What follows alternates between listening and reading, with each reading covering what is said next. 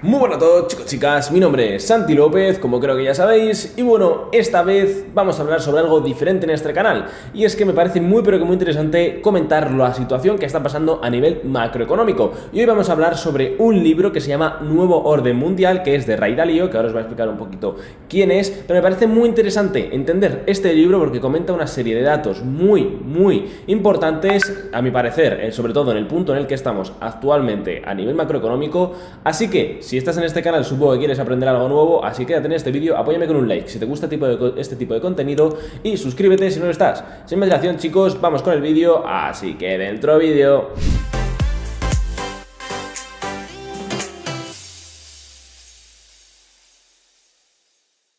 Bien, familia, pues hoy en este caso vamos a hablar del libro del Nuevo Orden Mundial. Os tengo que reconocer que no me lo he leído aún, lo tengo ya en casa preparado para leérmelo, pero lo que sí he hecho ha sido verme el documental que tienen en YouTube, ¿vale? De 40 minutos, y la verdad es que lo explican de locos. Después de verlo decidí comprarme el libro, así que la verdad es que es una información muy pero que muy buena. Ya sabéis que esto está escrito por un autor, por lo tanto no es una información neutral, siempre tiene sus cosillas, ¿vale? Sus carajillos que te incitan a, pues, a pensar como él, ¿no? Pero vamos, Ray Dalio es un multimillonario gestor de fondos de cobertura y filántropo estadounidense que ha sido codirector de inversiones del mayor fondo de cobertura del mundo, Bridgewater Associates, desde el 85. Fundó Bridgewater en el 75 en Nueva York y en 2020 Blumenau lo clasificó como la 79 persona más rica del mundo, ¿vale? Así que es una persona las cuales sabemos que tiene conocimientos, ¿no? Para opinar de este tipo de cosas.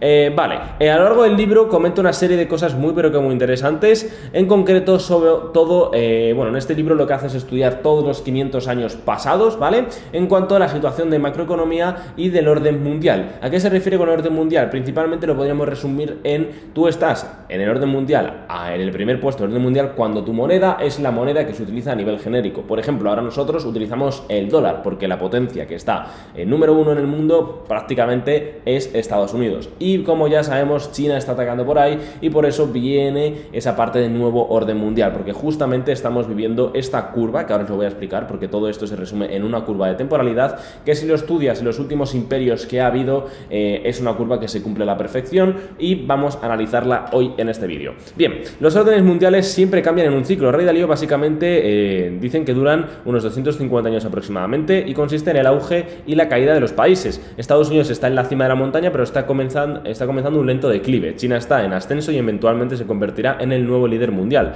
Se muestran imperios similares del pasado de los españoles, los holandeses, británicos y estadounidenses, y el próximo imperio cree que es China. El conflicto más grande es entre Estados Unidos y China, las dos potencias más grandes del mundo que tienen cantidades comparables de poder, más que suficiente para hacer que la guerra entre ellos sea la más devastadora de la historia.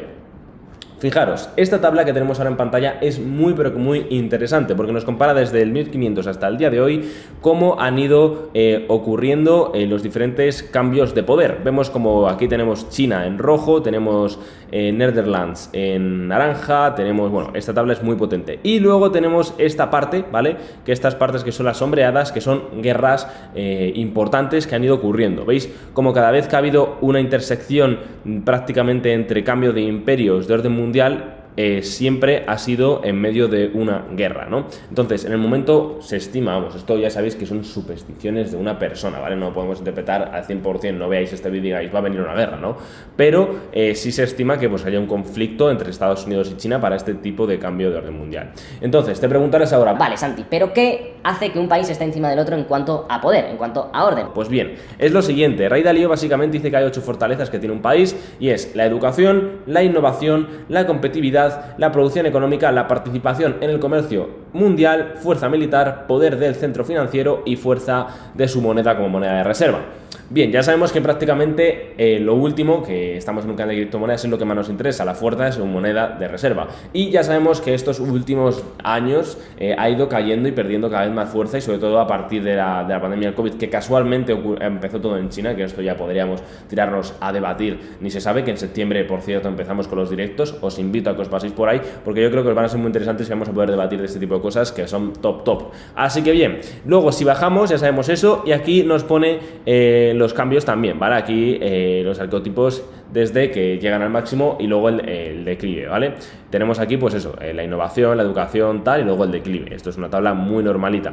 Y tenemos aquí el tema pues de Bueno, las diferencias las divide en 3 etapas, ¿vale? El alza, cuando estás en la cima, y el declive, ¿vale? Entonces, pues aquí suele comentar pues cuando se nota que es el declive, etcétera, en las diferentes etapas. Pero a mí me interesa centrarnos en esto, en el gran ciclo, ¿vale?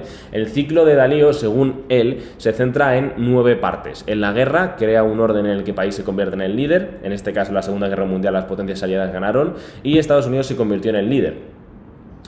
Luego tenemos prosperidad y productividad, luego tenemos los préstamos conducen a una burbuja financiera, la moneda se convierte en moneda de reserva, brecha de riqueza, crisis financiera y recesión económica, impresión de dinero y crédito, revolución, el conflicto interno ocurre debido a la brecha de riqueza, guerras, un poder externo se vuelve más poderoso y asume el liderazgo mundial, ¿no? Y esto sí es cierto que ahora podríamos detectar que vamos por esta fase entre brecha de riqueza, crisis financiera y recesión económica e impresión de dinero y crédito. Sí es cierto que todo esto ha sido justificado por el tema de la pandemia, etcétera, etcétera, etcétera, pero que ahí está, que es un dato que se está cumpliendo y que está ocurriendo actualmente.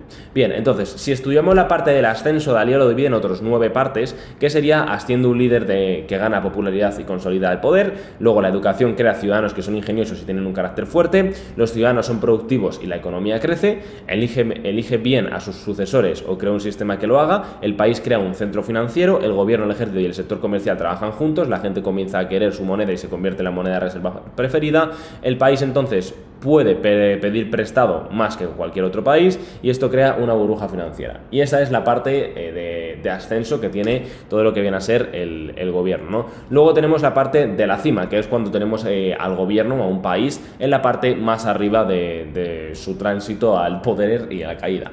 Los trabajadores son más caros en la primera potencia, otros países copian las innovaciones del país líder y las construyen con sus propios trabajadores más baratos, que esto lo está ocurriendo con el caso de Estados Unidos-China. Los trabajadores de la potencia dirigente se vuelven menos productivos, las brechas de riqueza crecen y los valores cambian, la riqueza heredada hace que las personas ricas sean vulnerables, los resentimientos crecen entre los ricos y los que no lo son, que esto está ocurriendo y cada vez más endeudamiento para apostar a que los buenos tiempos durarán para siempre, que es lo que está pasando ahora, debilitando la salud financiera de la moneda, financiando el sobreconsumo y militar.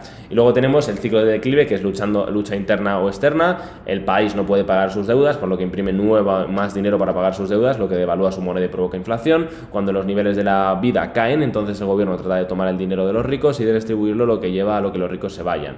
El gobierno prohibirá la salida de la riqueza, luego hay una distribución pacífica o violenta de la riqueza. Tenemos que reconocer, porque esto ahora, si te pones a pensar lo que va a pasar en Estados Unidos, pues claramente pues no es una cosa que veamos que pueda ser coherente, pero esto en los últimos 500 años sí ha ocurrido, en cada país tiene su historia, pero estos ciclos, según la teoría de Dalio, que os repito que esto es una teoría de un hombre que sí podemos tener en cuenta a nivel macroeconómico, que es una de las cabezas pensantes, pero me parece muy interesante compartir esta información y por eso entender que esto es una opinión, ¿no?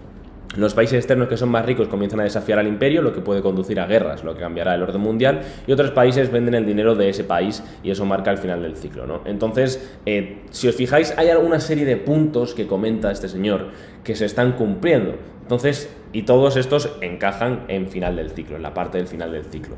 Entonces, ya veremos si estamos ante un cambio de orden mundial, lo cual terminaría probablemente en una guerra, o en un cambio, pues supongo que no será pacífico porque no es lo normal, pero bueno, ya veremos cómo determina. No podemos saber el futuro, pero sí podemos saber del pasado y de la historia, que es lo que ha ido ocurriendo, ¿no? Indicadores de salud, capacidad de liderazgo, corrupción, Estado de Derecho, apertura, tal, bueno.